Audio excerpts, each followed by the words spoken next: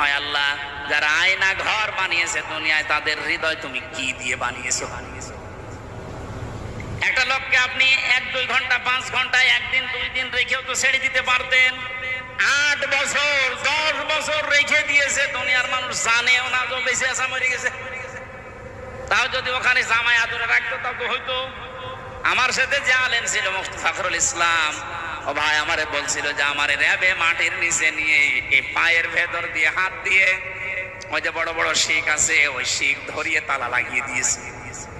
শোয়া কি জিনিস আমি কোনোদিন বুঝি নাই।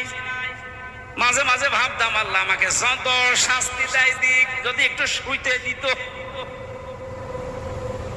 বাস্তবতা কোথায় গিয়ে ঠিকেছে দেখেন।